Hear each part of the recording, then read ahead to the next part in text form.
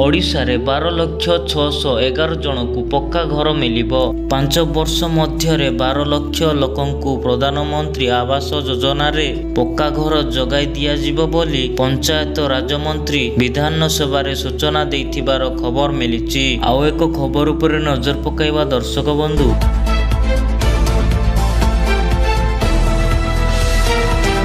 शेष होइछि आईपीएल 2025 रो नीलाम प्रक्रिया। मेघा नीलाम रे 142 जन खेलाड़ी बिक्री होइचंती। सेथि मध्य 62 जन विदेशी खेलाड़ी रहिथिबार खबर मिलिछि। आउ एक खबर उपरे नजर पकाइबा दर्शक बंधु।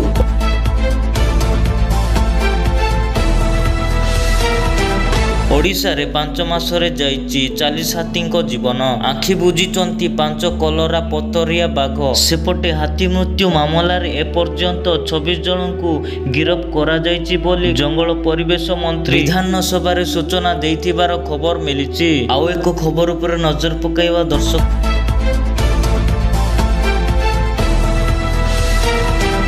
बंधु। फेब्रुआरी 18 तारिख रु आईएसआई रो 10म परीक्षा आरंभ होई मार्च 27 तारिख पर्यंत चलिबो। सेहीपरि द्वादश श्रेणी परीक्षा फेब्रुआरी 13 तारिख रु आरंभ होई एप्रिल 5 तारिख पर्यंत चलिबो बोली खबर मिलिछि। मालकानगिरी रु मु होउछि Ashok zero report Ashok MKG news.